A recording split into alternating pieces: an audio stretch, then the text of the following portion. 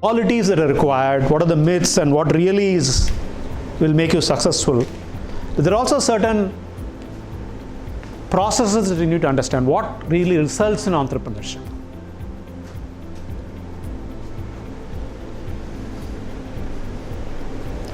I'm sorry, I didn't know the audio is going to be bad. This is yet another video that you guys should look up, right? Essentially, it says, I'm not going to play the video, right? There are 4 elements in this, right? Entrepreneurship is a last stage in so-called innovation cycle. This is from another professor from Stanford University called Tina Seelig. You can make a note of that. You can go look up and see this video. But what it really says is that your journey starts with imagination. I'm sure most of you have done the same thing in creating or coming up with your idea. You want to envision what doesn't exist, right? That's your imagination. And you apply that imagination to address a challenge. That's where you bring creativity in it. Can I do it creatively? Therefore, a specific challenge can be addressed. And you then apply that creativity to develop unique product ideas or services ideas that can be taken to the market. That is the innovation part of it. How can I commercialize it? And then you apply the innovation to scale those ideas. And that's where you become an entrepreneur. You're in the journey of entrepreneurship. This is a nice video, you must watch it. It's actually a book summary of this book called Creativity Rules. Get ideas out of your head and into the world.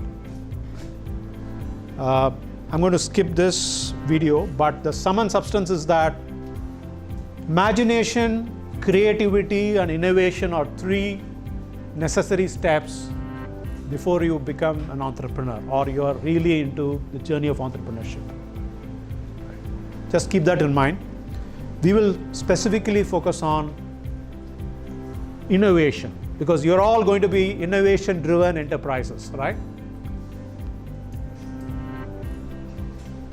You heard the term innovation, you heard the term invention. Are they the same? Not necessarily. Okay, could you explain? Innovation is a kind of invention which is monetizable. Monetizable, okay. Any other views? Depends on the definition of invention. It can be invention doesn't really mean inventing something entirely new, like a medicine with a bulb or something. It could be any aspect of invention. It can be financial invention, can be cost effective. Everything is an innovation. So you're saying invention is same as innovation? Depends upon the definition of invention. How we put that. What is the definition of invention? Invention is what you have. Innovation, again, what he said is building something, a product, building something useful for the people or the community is what is innovating. Innovating it. Money comes into picture. Money comes into picture. Again, there are hundreds of e-commerce companies all work on the same platform. There's no great invention. There's single invention, but there's 100 innovation. Right. Different products. Right. So invention is something that you've designed, you've created. It's an idea you've conceptualized. Could be a better process, could be a new device, a new robot or whatever, right? New drone, right? That's an invention. But is it enough for it to be called innovation? So, as you put it, Utsav, right? Yeah. That's the link between innovation and invention. Invention is not enough. I create a great device in my lab, it'll sit there. Can do some new things, but who knows about it? Who wants it? How can it add value to people? And therefore, how can I commercialize it? If I can't do all of that, the invention is just an invention. But if I can successfully commercialize it, then you're innovating. So you want to be an innovator, don't focus on creating this thing. Of course, you need to have this, but once you have done this, you need to see where are my markets, where are my customers, what do they really need, how can I take this invention and create it into a solution for them?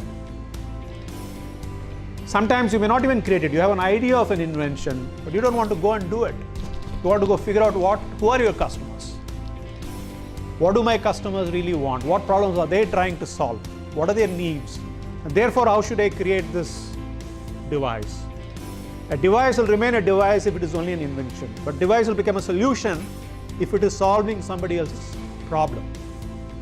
If you're going to solve a problem for a large number of people, then you're commercializing it. And that's when you become an innovation. Let's look at some examples. Or rather, before that, let's look at some types of innovation. I think the point size is a little small. Can you read it? Okay. You're all familiar with this, right? Technology innovation is the most common. You created new technology to do something new or capable of doing something new. And then you have process innovation. Doing something differently that it can produce better results. Right? Is another type of innovation. Business model innovation. Now this is a very, very important term because you'll find a lot of innovation happening around business model. We'll come back to that, how it is. It's called positioning. It's a marketing term. It just means you are occupying in the minds of the customer, you are positioning yourself slightly differently, which makes you appear very innovative. How sustainable is normally the challenge.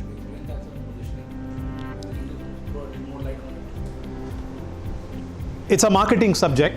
I can give you an example, right? Toothpaste, right? There was one toothpaste in India which said, we are better for you because there is salt in our toothpaste, and salt is good for your teeth. Right? The fact is, all toothpaste had salt, but somebody picked it up and positioned it as, we have salt and therefore we are better for you. That's a pure marketing gimmick, if I may say so. But at that point, it was a positioning innovation for them. They positioned themselves slightly differently. It could be based on sustainable differentiators as well. I can do this better. I can do this differently. Therefore, addresses your problem. So we'll talk about this as we get into other sessions. And there are many, many other ways in which you can be innovative. There are no limits to how you can innovate. Right? But these are popular categories, or rather types of innovation. You could also have, on the other dimension, categories of innovation. Disruptive. What does disruptive mean? Something really out of the box. Something which can just change the way things work. The art has been working all these years. Non-conventional. It changes the rules of the game, essentially. Right? Take Amazon or Flipkart. It changes the behavior of customers. Sit at home, order, goods come to me. I don't go to shop outside or a big basket. Right. We'll come to what type of innovation it is, but it's disruptive. Right? It changes the way the entire industry works. Suddenly, physical retailers are feeling threatened. I'm losing business. I have to shut down. That's the kind of disruption that happens in industry. Many, many examples of that. Which could be technology-based, process-based, business model-based. So it's a matrix really. You could have incremental, which means it's an improvement on, say, a technology or a process or a business model that already exists. There's another way to do it. Lateral is where it's working in one industry, I borrow it in another industry. So there are different types of innovations. So you can say the matrix, it can get really, that's the choice available to you. You can really play anywhere you want as an entrepreneur.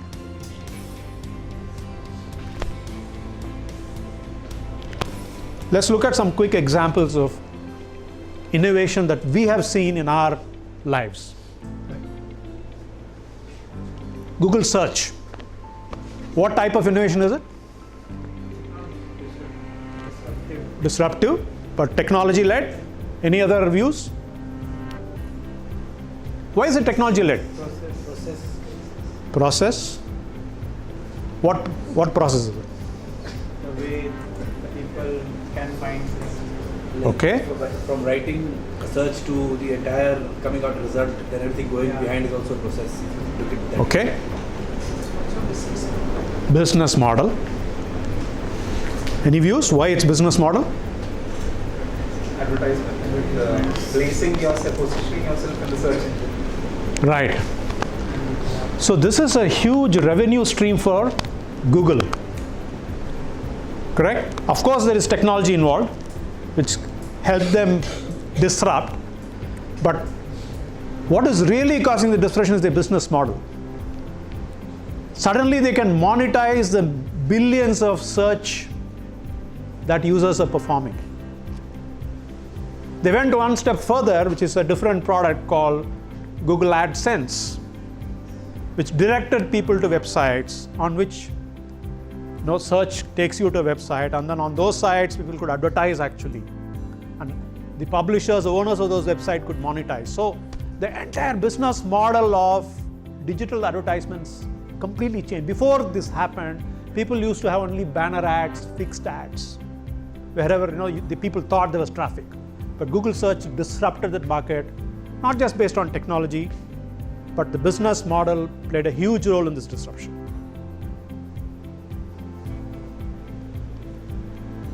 Uber and Ola. Somebody said we must have Indian examples here, so I said let me add Ola to Uber. Sorry? What? Business model. Okay? Technology already exists. All the technologies are used, nothing new, right? Maps existed, mobile app technology existed, payments existed, right? Bringing them together is a kind of innovation. Already for Ola, already Uber had done it. It's a business model really, where taxi customers who want to hail a taxi are able to book so easily, know how many minutes left for a taxi to arrive. Taxi arrives at your doorstep. You know about the driver who's going to drive you. You don't have to give directions because you already entered your destination. You don't have to spend time paying because you already linked it to your payment. So this is changing the way business is being done.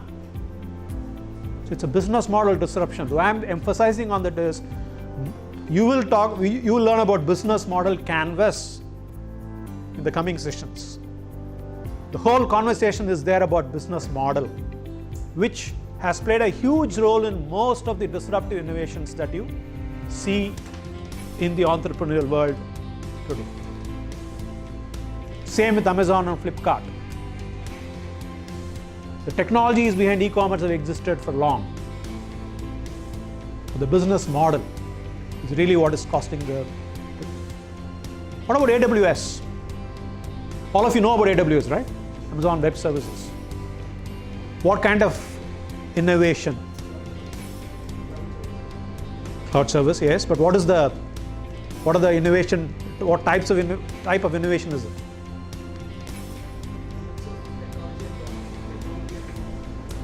Technology, process, and don't forget business model. Why business model?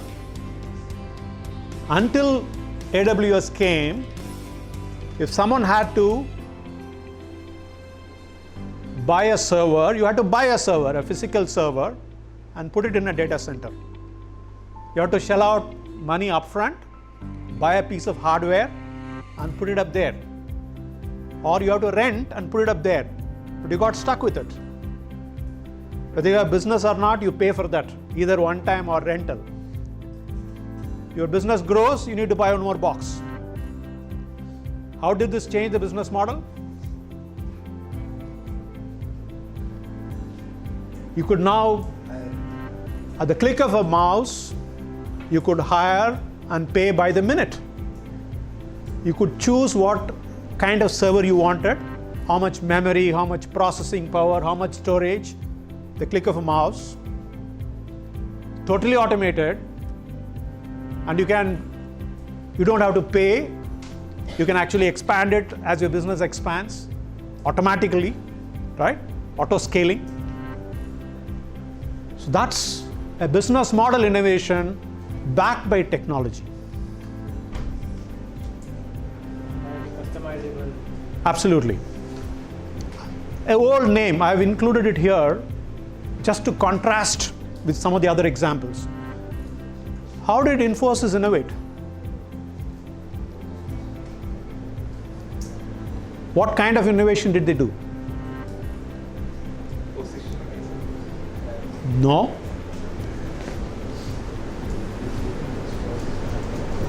The offshore development model was a new way to actually deliver software development services. And they mastered it, they structured it in such a way that in a very reliable fashion, global companies could move work to India and get it done. It's a complete business process, it's a complete process innovation. Software development process was restructured so that it can be delivered remotely from India. That's their innovation. It's not technology. Everybody had whatever technology they were working on. Right? So you could scale, you could innovate on different dimensions and be successful. Right? So I think, so I just want to summarize this saying business model plays a huge role in successful commercialization. Right? There are many instances of good technology failing to succeed for lack of right business model. We'll talk about some of those in later sessions. And just the last word, what is the value of entrepreneurship? Why are you all becoming entrepreneurs? Somebody said, yes, we'll make money. But is that all to entrepreneurship? Society? Move ahead in technology in terms of the human, how people think, how people will move in future. Okay. Being futuristic. Okay, for that you could be a researcher and still contribute. But then You could be a professor in IIT. But again, then you said that it will be in the lab. You are not going to Actually, you have to move implementing. from there to the people. Somebody else will do it. Yeah. So yeah, but then why not me if I can? We will purchase Sure. it back.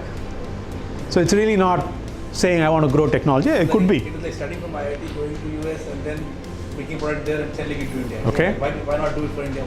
Sure. Pushing the boundaries of technology. That is research. That's not entrepreneurship. But commercializing it. Commercializing it, which means you're going to create value for someone else. Somebody should benefit from that, right? For the entrepreneur, of course, you have profits, wealth, stature as a successful entrepreneur, and then, of course, the satisfaction of having created something. Right? For the investors, of course, return on investment. That's all they look at. Customers, you're solving their problem and fulfills needs. You will have business partners who also, of course, will make money, grow their business. Society, you mentioned society. Very important aspect of entrepreneurship. Increasingly talked about today. It's not about yourself.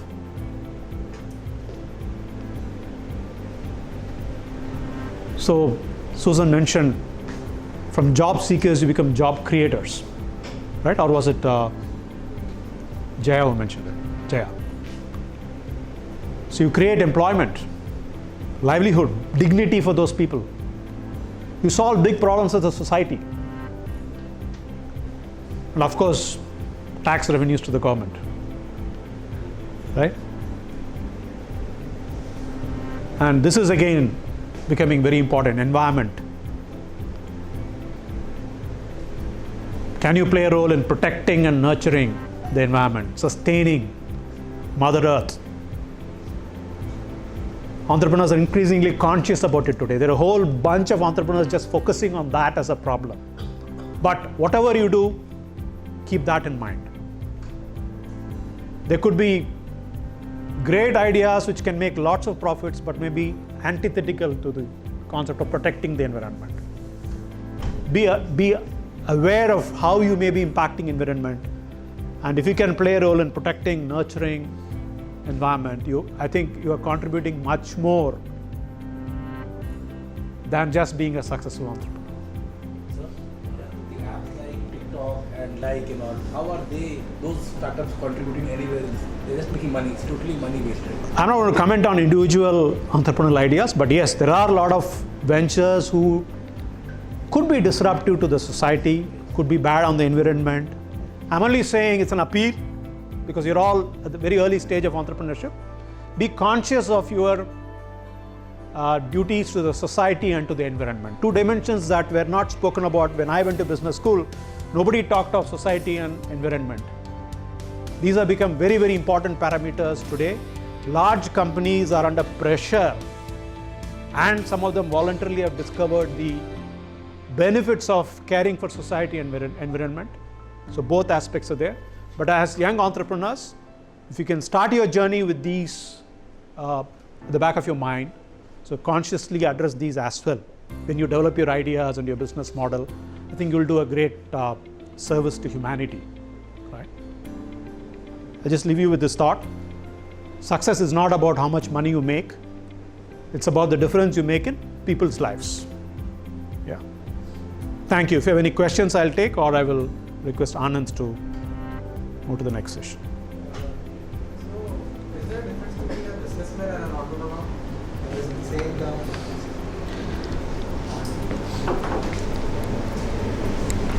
Good question. So let's say my dad was running a business and I take on to the business. I'm still a businessman. I could be a second generation, third generation businessman, but I can't be called an entrepreneur. I didn't take any risks. Dynastic. I just manage the business as a cash cow. But if I'm using my dad's business money, Yeah, if you're going to take it into new dimensions, you want to diverse into new businesses, set up new businesses and seek new avenues, then you become an entrepreneur. So the clear difference is, are you taking a risk or not? If you're not taking a risk, if it is business as usual, you're only a businessman. If you're doing something by taking risk for disproportionate returns, that is the SME type of entrepreneurship you saw in that presentation by Bill Ollett, right? There your idea is not to scale, be there. But you see, interestingly, a lot of entrepreneurship today in India is about these SME entrepreneurships being put on a scalable model. Would you ever want to drive a taxi, be a taxi driver? But today somebody said, no, I'll have millions of taxi drivers. So that's the entrepreneurship model, that's the innovation on top of traditional things, right? If you're a beautician, it's a small business. But if I can say I will have 1,000 beauticians under me and I will have an app like, Urban Clap, right? Restaurants, right? So you can take a traditional SME business and create an innovative business model that is scalable. You can also go global. Right? Oyo. What? They have rooms in so-called lodges or hotels, right? Today they're global. 12.5 billion in valuation. Right? I hope they grow from there and not come down. Very risky. What's something known as Oyo Life now these days. They're giving houses for long stays. Yes. Like, All kinds of. They are taking on Airbnb in certain pockets, right? Going to resorts or estate homes in interesting model times. So anyway, that's the difference between. Any other question? Sir, for any entrepreneurship, is it required to have the USP? Because let's say if there is already Ola and the Uber, so how do you define that? So we'll cover that in. So the whole sessions on value proposition, your customer segments, is all about that. So please park your question until then. Okay, thank you. All the best. Sorry? Photo, okay. Small and medium enterprise type entrepreneurship or innovation driven entrepreneurship? ID, all of you are innovation driven, right? So you can look for that hockey stick growth, right? And that means you take more risks, you will need more money once your product begins to take off. You'll need money for a long time, which means you'll need agencies to fund you, maybe venture capital or other investors. But you got to get your product idea right. You got to find your right markets.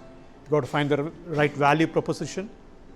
And then you get that, if everything works, goes up like that, right? So those are the essentially two different approaches to entrepreneurship, and I'm glad that all of you are looking at innovative ideas here. Right? Now there are a lot of myths about entrepreneurship, right?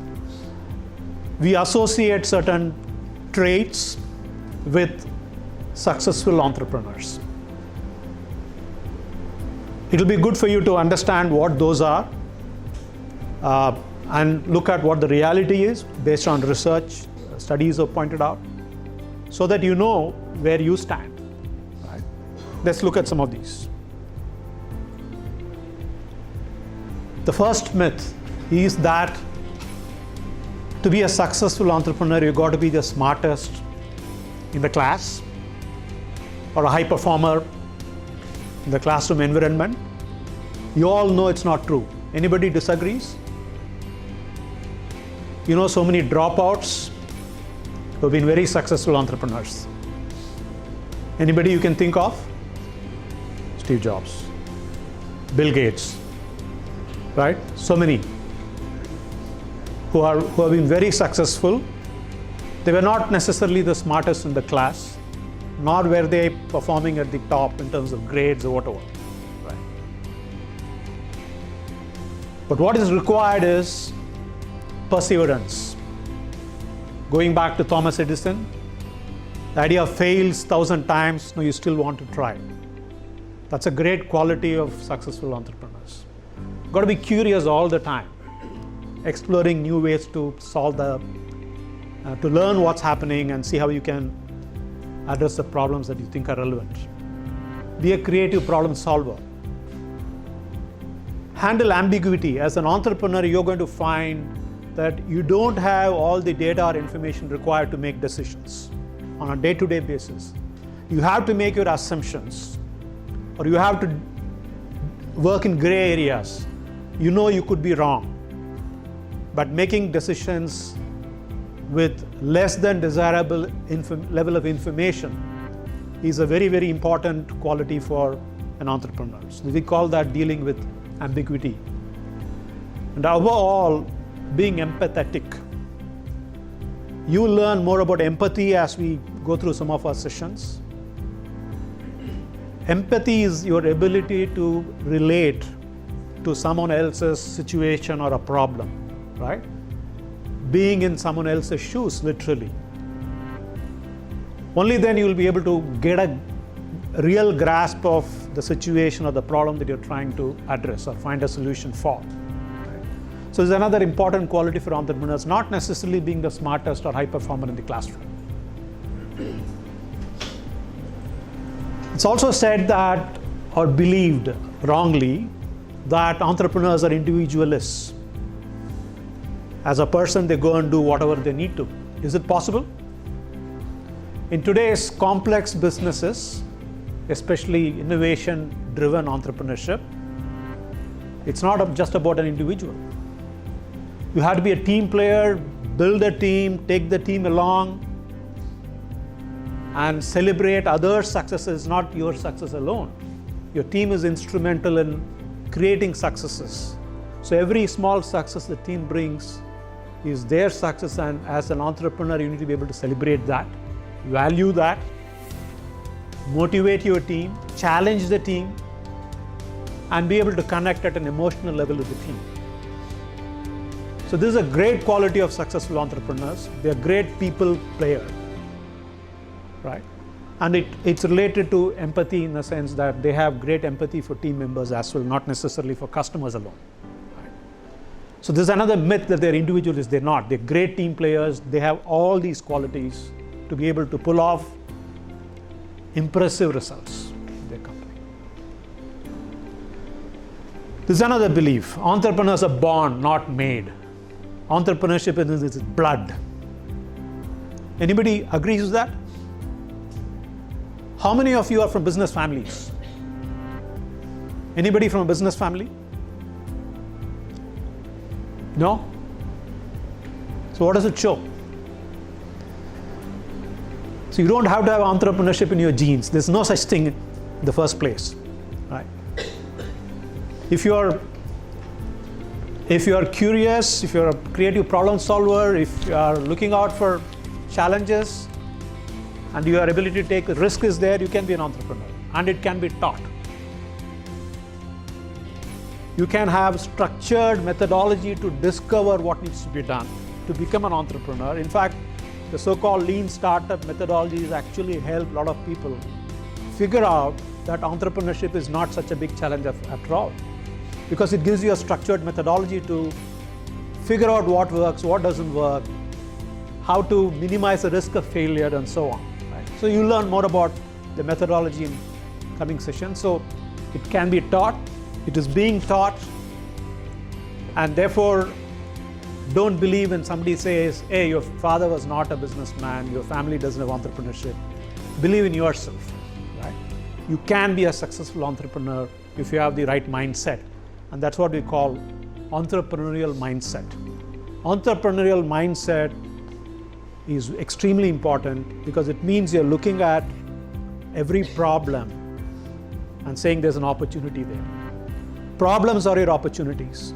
You fall in love with problems and then try to find solutions to that. You'll also learn in the lean startup in the coming sessions that don't fall in love with your solution, but fall in love with the problem. Right? What it means is that don't think your product is the end all of everything.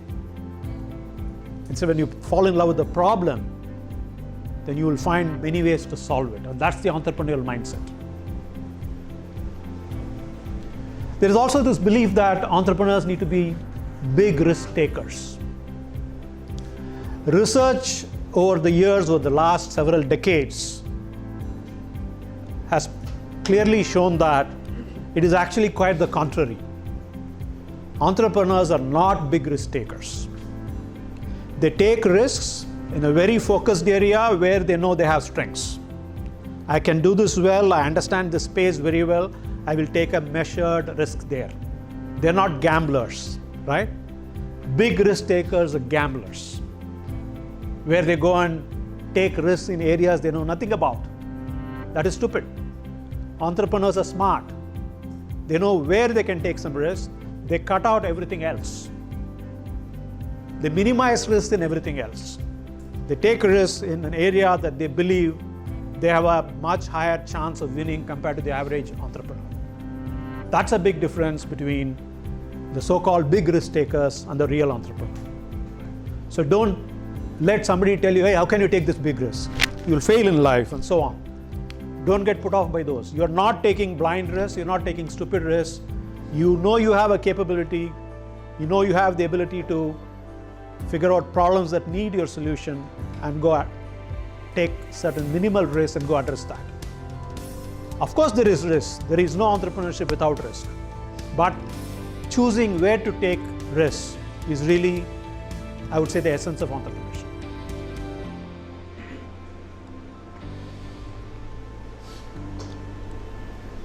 Charismatic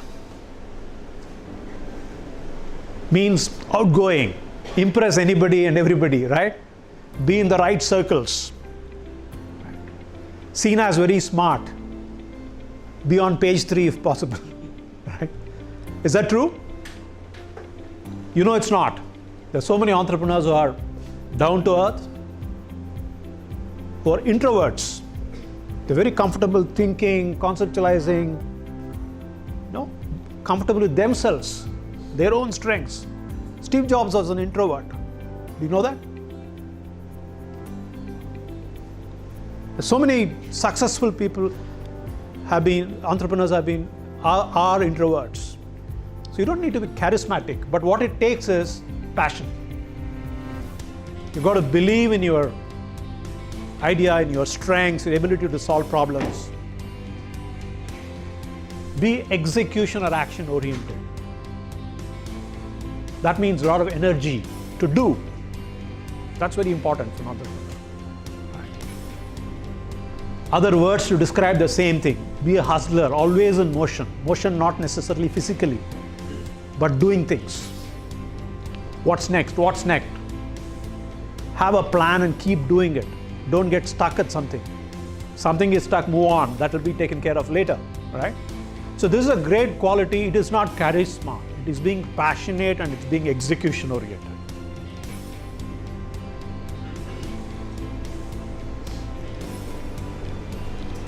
There's another belief or a myth that entrepreneurs are undisciplined. Anybody agrees? They just go do what they feel like. Anybody agrees with that? On the contrary, entrepreneurs are the most disciplined to be successful. If you're undisciplined, you're unlikely to be successful. There are many levels of discipline, right? Many areas. Time, probably the most important for an entrepreneur. You have 24 hours, and as an entrepreneur, you're probably going to sleep 4 or 5, not more than that, right? Rest of the time, you're always thinking about what to do next, doing it, generating new ideas, validating it, and so on. Time is your biggest asset, biggest resource. Don't waste it. Be extremely disciplined about how you spend time, how you prioritize what you need to do when. It's not just, doesn't mean you work 20 hours a day and you'll get things done. No, you've got to prioritize and spend time on what is truly valuable. Similarly, on other parameters, financial discipline is extremely important. You probably have bootstrapped yourself, your company, or friends, family. There's one more F, I won't talk about it. Anybody knows which is the third F? Yeah, who invests in a startup? Popularly known as 3 Fs, right? Friends, family, and fools. We'll leave out the fools for now. But if you raise money from any of these, it is somebody else's money. And it's your time, it's your opportunity cost. You could have worked somewhere and earned big bucks, but you've come to become an entrepreneur. So it's extremely important that you have financial discipline of the highest degree. Every rupee, be very clear why you're spending it. Is it adding value? Is it taking you one step forward in your entrepreneurial journey, or is it not? Having a highest level of financial discipline is extremely important. Health. Many entrepreneurs tend to ignore this, unfortunately. They work themselves, they burn out, they're not taking care of their health. But as aspiring entrepreneurs, or some of you are already entrepreneurs, you'll know how important it is, because your idea, your company's success is entirely dependent on you at this stage and some team members. If you are not able to work for a few days, you know the impact. You'll miss opportunities that should have been grabbed. So take care of your health. Fit that into your work routine, into your time schedule. Spend time on health. It's extremely important. And then, of course, some values are important. Honoring commitments. Right? If you have to pay somebody on time, pay. You have to do certain statutory commitments that the government expects, do it. Successful entrepreneurs don't violate these. People who violate this end up jumping off the bridge somewhere.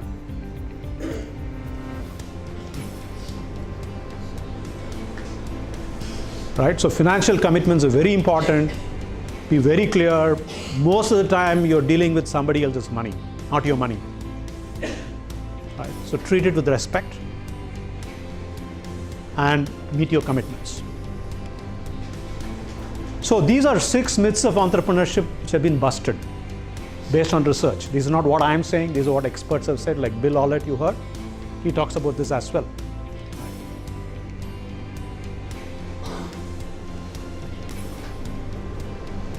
This is another interesting take. Why be an entrepreneur?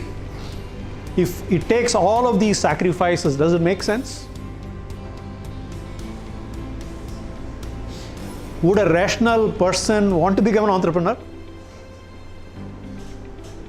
How many of you think it's a rational choice that you're making? I want to be an entrepreneur because ABC reasons that you can say that it's a rational choice. How many of you can say that? You'll say that? So you think it is rational? Okay. Anybody else? Why do you think it's rational? Because anyway, it's my time. Okay. So I'm wasting my time, and it's my responsibility. You're sorry? You said your time? I mean, in my life, I have a certain time to live. Okay. No, did you say you're wasting your time? No. If I am an entrepreneur, how I am using that time is Using your time. my responsibility. Right. But if I am using this time for someone else, then it's his responsibility how effective my life is. So I think it would be more rational for me to take responsibility of my life. Good. So in that sense, it is rational.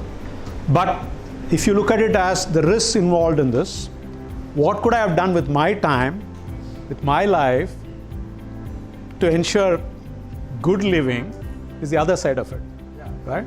To them, it looks irrational, right? So when we say it is irrational, we're not saying you're being stupid. Just realize that you're going to make a lot of sacrifices that may look irrational to outsiders, right? You're going to do things that people will think are stupid things to do. Don't worry about it. It is irrational, so be it. No problem. Let's listen to this expert called Steve Blank. You can say he's the guru of lean startup. How many of you have read anything on lean startup? Eric Ries. This guy taught Eric Ries what lean startup is. Eric Ries is guru. He used to teach at Stanford, Berkeley, and elsewhere.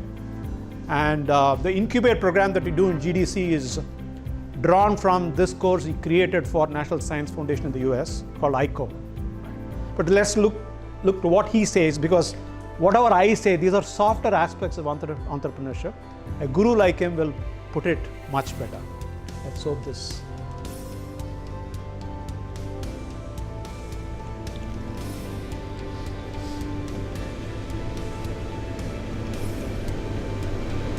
Mira. Y yo.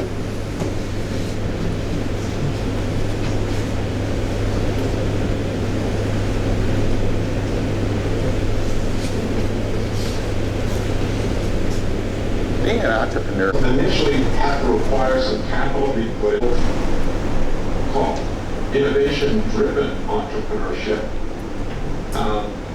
or innovation-driven enterprise. The entrepreneurial teams. Very quick word. I represent at this occasion an entity called GDC, which stands for Gopal Krishnan Deshpande Center for Innovation and Entrepreneurship, which is a center based in IIT Madras, which works to take ideas from engineering institutions or other research institutions from lab to market.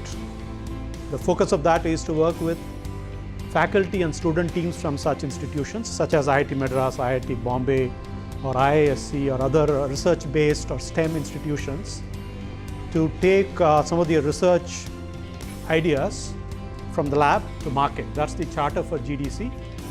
As the name indicates, this is a center that's been sponsored or funded by Chris Gopalkrishnan and Desh Deshpande and his wife, Jayashree Deshpande.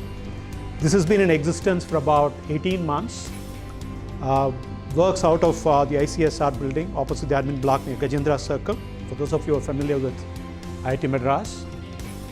So we work in taking cohorts or teams through what we call a lean startup program under the name of Incubate. The idea is to help teams who have worked on ideas to actually go through what we call the customer discovery process of identifying a roadmap to commercializing their idea by figuring out who their customers are, which customer segments they need to go after, what their value proposition is, and so on, right? We will pretty much cover some of that in this program because many of you are probably at a stage where you got ideas, you productized it but not commercialized it. So we will cover some of what we do under Incubate here.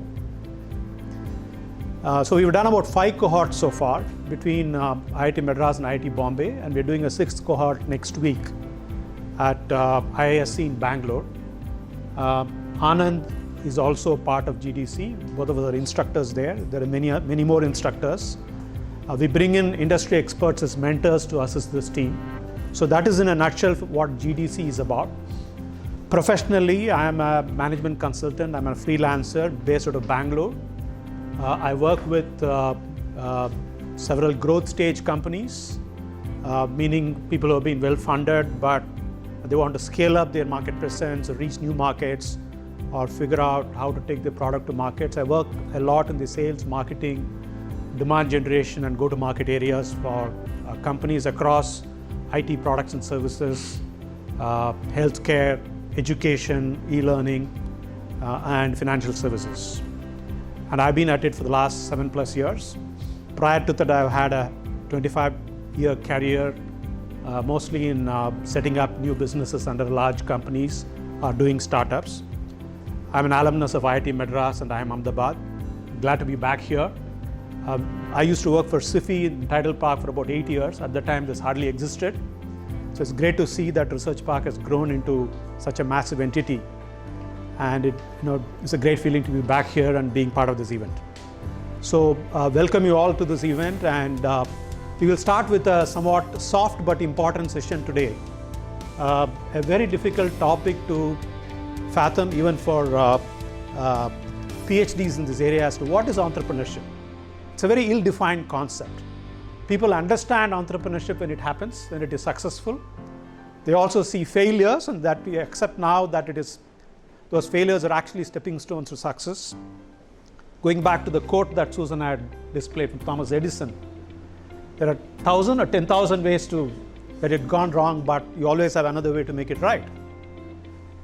So entrepreneurship is such a vague, ill-defined entity, but we'll try and understand what it is, dictionary definition, and try and understand what are entrepreneurs made of. Right? I think all of you are already entrepreneurs in your mindset. Some of you have become entrepreneurs by setting up companies. Others are working on ideas, but in your mind you're clear that you want to do something that's valuable. We'll figure out what that is. So let's quickly go through this, and as part of this I'll play some videos and so on so that you get an idea of what entrepreneurship is. So any views, what is entrepreneurship? Anybody wants to take a shot at it? What is entrepreneurship? Anybody? All of you are entrepreneurs, so some of you, at least 1 or 2 of you must be able to define it in some way. No? Okay, I'm going to go into the books, the dictionary, right? What does dictionary say?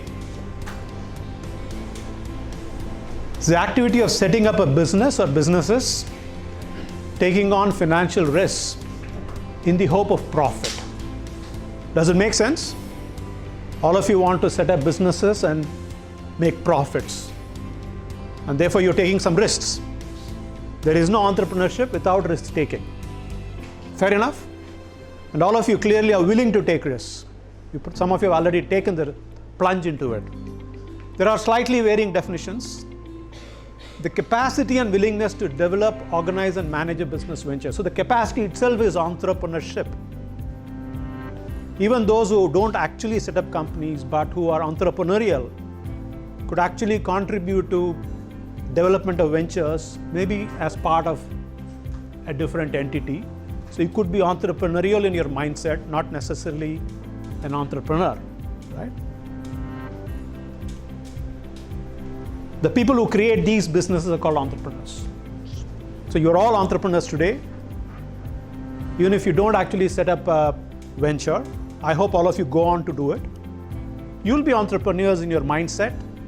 If not now, some other day you will end up doing it. Let's start with a video that will help you get some sense of what are the flavors of entrepreneurship.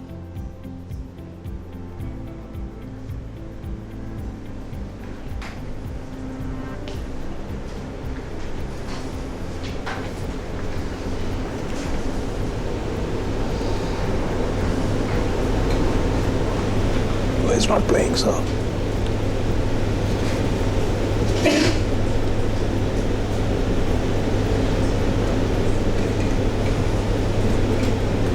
Connected to the internet. So. Yeah, I want to play this from the internet. Hi, my name is Bill Lett, and I'm going to talk about disciplined entrepreneurship, 24 steps to successfully launching a new venture. What I'm going to start with is, what is entrepreneurship? Because this term is used all the time.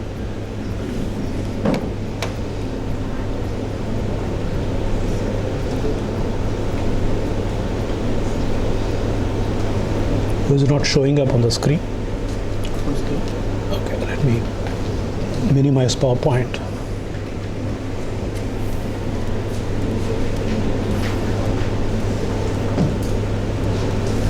Showing now? Yeah. That's bandied about. Everyone's for entrepreneurship.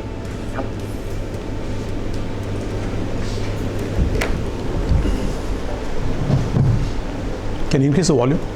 Hi, my name is Bill Lett. I'm going to talk about disciplined entrepreneurship, 24 steps to successfully launching a new venture. What I'm going to start with is, what is entrepreneurship? Because this term is used all the time, and it's bandied about. Everyone's for entrepreneurship. However, there's two fundamental